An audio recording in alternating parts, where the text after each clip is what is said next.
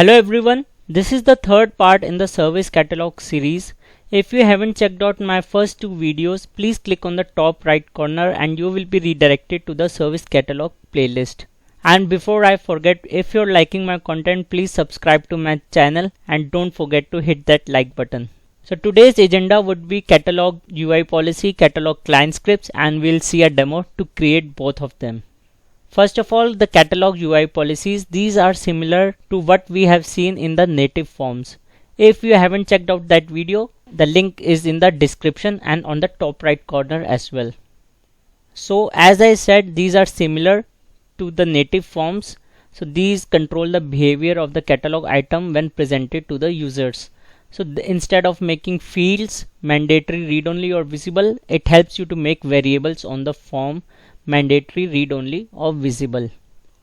In the demo for catalog UI policy, what we are doing is when the user fills the first two fields, the requested for and the are you ITL v4 certified, they check it, only then the third field, when would you like to start, will appear. So we are actually confirming that whether the user is actually certified or not. So if he is not certified, so requirement for ServiceNow admin training is ITL v4. So this is how we will configure this. I'll go to ServiceNow. I will go to maintain items and I will click on the admin training. So this catalog item is from my previous two videos. If you have a doubt in this example, you should check out the first two videos. I will click on try it. And you can see three variables are being shown: requested for, are you ITL v4 certified, and when would you like to start. One thing to notice is they all are mandatory as of now. If I would like to make this particular field hidden through catalog UI policy, I won't be able to do that because this is mandatory, and mandatory has a higher priority than visibility on the catalog UI policy. So we have to take care of that. For that, what I will do, I will right click on this variable and I will say configure variable, and I will make it non-mandatory and I will update this, and now it's not mandatory. I will right click on the top. I can go to configure UI policy, or either I can go to maintain items, go to my catalog item and scroll at the bottom, and you will be able to see catalog UI policies tab and you can click on new. So you can do it in the either way. I will say here the short description as make start date visible, and you can see it applies to catalog item, not a variable set, and to which particular item it should apply we can specify that as well. It is right now automatically selected as admin training. In the first tab we have to say when to apply, so we will say requested for is not empty, so there should be some value, and the user should be ITL v4 certified, so we can say ITL certified is true. I will save this, and now if you want to apply this catalog UI policy on catalog task or the catalog requested item, you can do it through these checkbox also. So whenever you will open the catalog task or the requested item, this UI policy will run again. I have explained about catalog task and requested item in the second part of the service catalog series. If I go down, I can create a new catalog UI policy action, and I can say make the start date visible and make it mandatory as well. I will submit this and I will go to my service portal and I will click on request something, and I can go to training catalog. Under that I will go to ServiceNow and then the admin training, and you can see now the third field is not visible, that is the start date. I will just select requested for and I will click on this checkbox, and you can see the third field is now mandatory and also visible as well. I can click on this date, for example 28th, and I can order now, and I will be able to submit this. And you can see a request number and RITM has been generated automatically. Next is catalog client scripts. So these are also similar to what are client scripts on the native form. If you want to check out that video, please click on the top right corner.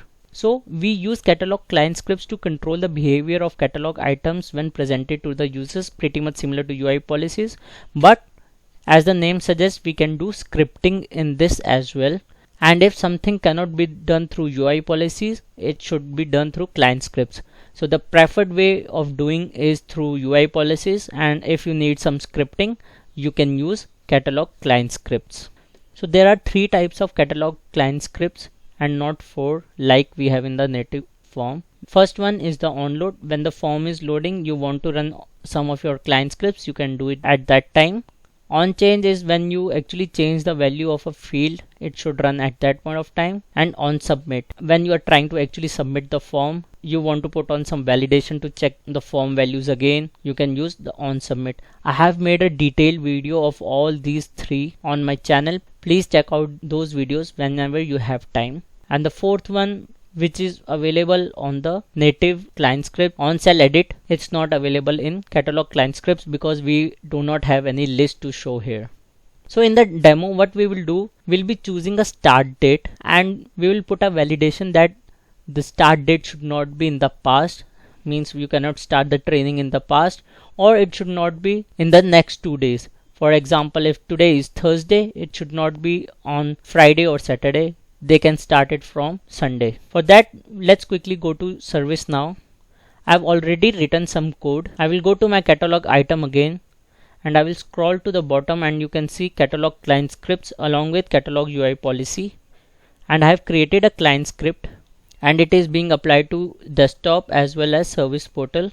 And you can see the type as change. So it will run when you actually change the start date on the variable or on the form, and it will run at that particular time. And if you can see, I have used Glide Ajax in here. If you don't know about Glide Ajax, please click on the top right corner. And I have created a script include called client date time utils, which will check the current date and time and it will compare with the start date here. So we are fetching the start date from the form and we are actually choosing that it should return how many days difference is that from the current date. Then I'm calling my script include and I'm passing that we want to know the difference between the time, and then we are actually using asynchronous client script. You can see the script include here. It's on the top, client date time util, and you can see I've defined the function here as well. Now the callback function will actually show me the difference between the current date and what the user has selected, and if it's less than 2 or the date is in the past, it will show me the difference in the answer and it will show me a message that start date should not be in the past or please enter a date after 2 days from the current date. For that, I will again go to my service portal. I will go to my catalog item. I will go to my admin training. I will select requested for as able tutor. I will check this checkbox and I will select this date in past. So it's 22. And you can see it's minus 1.93 days and it says that start date should not be in past or enter a date after 2 days from the current date. If I enter a date, for example on 26th, so it did not show me any pop-up or error and I will be able to submit. One thing to note before submitting is if I select again a date in the past called 22 for example, it will show me the difference and it will show me the error. But if I go ahead and submit this, it won't stop me doing that. This is because the catalog client script validation is applied on change only. If you want to stop user from submitting the request, you will have to have the same code which we have written on the on change in the on submit client script as well, and you can return false and you will be able to stop the user from submitting the form actually. That's the primary use of on submit catalog client scripts, which is similar to the native ones. I hope this video was helpful to you. please subscribe to my channel. Let me know if you have any questions in comments.